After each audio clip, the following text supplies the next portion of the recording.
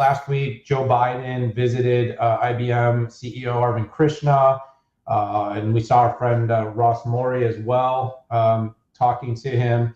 And he was there to kind of look at the innovation and investments being made in the Hudson Valley, which Arvind committed to 20 billion over the next 10 years to continue the expansion. That's and we've right. seen Global Foundries, Micron, others that are all committing to building out and expanding. It's becoming a bit of a Silicon Valley of the East. I mean, I know Ohio and actually the best is down here in Austin, Texas, but New York is finding its sea legs in terms of semiconductors. And then, also maybe just talking a little bit about kind of what we're seeing with the supply chain and the market at large. So, Pat, I guess first and foremost, you and I are both, I'd say we're both just kind of, we're truth seekers. We tend to not sit on a political line as much as we want to see all the progress and the investments, especially in tech that are being made, be fruitful. We want to see the world a better place. And one of the things that, of course, we've both, I think, agreed upon that we were really pleased to see the Biden administration get behind was the CHIPS and Science Act. We've watched our country put itself in significant risk as Chinese missiles circle the Taiwan Strait. And that we know that we're really one incident away from being pretty much without leading edge semiconductors because we've completely outsourced our reliance to Taiwan. And so seeing over the next couple of years that we're going to bring some of that leading edge back is important. IBM has been a bit of a secret player. They don't necessarily get outward credit, but I think we've seen things like 2 nanometer innovation announcements that have come out of IBM's research centers in New York. We know the company, you and I visited and did a full stack video series for the company where we delved deep into the company's contributions to innovation in semiconductors, as well as things like quantum, which are going to be future drivers for the company. So, the Biden visit to me it's good for, we all pay a lot of attention to Microsoft, Amazon, Google. These are companies that everybody knows, and their consumer arm tend to make them more well-known. Apple, IBM, one of the most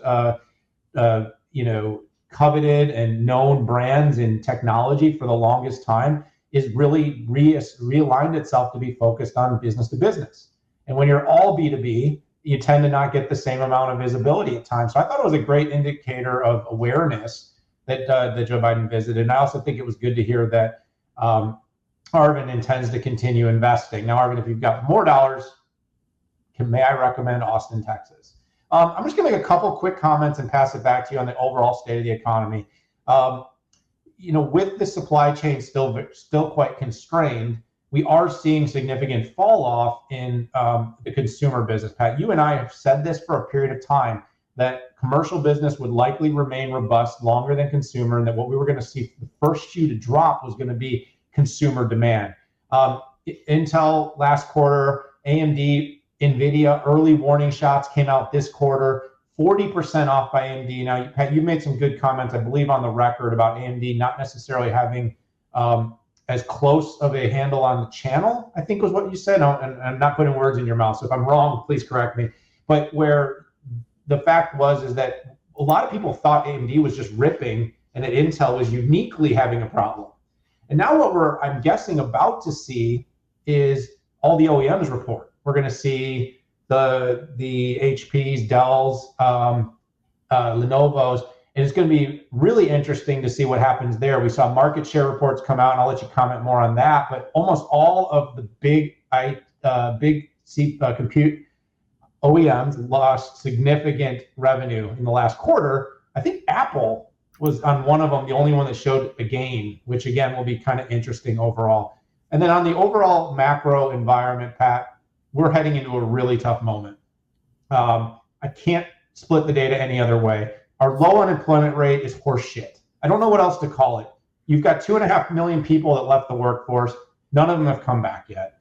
At least probably half will have to come back at some point. And when you actually add that back into the participation rate, we're going to see unemployment jump. You've got the signals of layoffs and hiring freezes in the market. You've got interest rates, 7% now for a mortgage. You're going to see car payments and loans jump above 8% in the near future.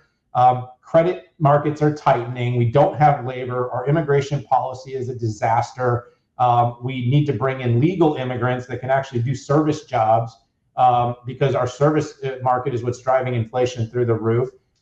We're seeing a little bit of signs of easing, but the Fed policy is only going to get tighter because the data is not giving them any reason to slow tightening, which means markets are going to stay repressed, asset bubbles need to explode, and this will affect tech. But on the positive side, and this is my last thought, I do believe in the end, automation, AI, data, technology, and cloud are actually going to be the solution to all the problems that we have, which means the next semiconductor boom will come. It means software and technology will continue to roar. And that if you have no faith in anything, know that tech will come back. It's always easier to look in the rearview mirror, but we over-rotated on stimulus. And I think that last stimulus money print and distributing of the money is one of the biggest reasons we're in where we are right now. We also gave out stimulus checks to people who still had jobs. So and companies. Yeah, and we should have, PPP. We should have taken it through the unemployment process, but I believe that there was a fear that that's so slow, it would get so overwhelmed that people wouldn't get any money, and then we would go into this deep recession. Well, here we are. I think we printed more money in the past 3 years than we did in the previous 25 years. We spent more than any war. It's just, we shot ourselves in the foot, and here we are, right? What are some of the markets that just completely tanked? Well, like you said, the PC market is down 18%. Heck, between Canalys, Gartner, and IDC, we can't even find agreement on how many MacBooks were shipped, right? IDC say it was 10. Canalys said it was 7.9. Gartner said it was 5.8. I mean, there's a 40% differential between IDC and Gartner. I mean, that is a clear indication to me of the uncertainty. What I can confidently say is Apple was up, and then the question is, were they up 40%? Or actually, Gartner had them. Actually, now that I look at it, Gartner had them down. So okay. We'll have to see, and we'll have to wait for earnings to see what really happened. Now, let me pivot back to where you started, and that was President Biden visiting IBM. I think, first of all, I would say I support about 5 out of 100 things that the current administration is doing. I think they're focusing on the wrong things, and I think I give them a lot of responsibility for the mess that we're in economically. I mean, this is Biden's economy. Yes, the previous administration did the first stimmies, but we didn't need that second one. And thank goodness we didn't do the $3 trillion that the administration wanted to pile in. We broke it apart and did really smart things like CHIPS Act and the Science Act. But even in the face of this uncertainty, we have IBM, right, knuckling down and committing to $20 billion in regional investment. And I think that says a lot about a company to make a huge investment commitment. And sure, it's over a bunch of years, and we don't know how much they'll spend the next 2, but I don't think that matters. I mean, and it also it shows that IBM is a believer that tech is deflationary and anti-recession. You talked about automation. It's a really good example of how you can combat some of the biggest issues that you're having today around information workers and frontline workers. I mean, heck, 3%, like you said, of the workers just left and never came back. I'm seeing a ton of, just as an example, fast food restaurants, in particular, McDonald's rolling out automation.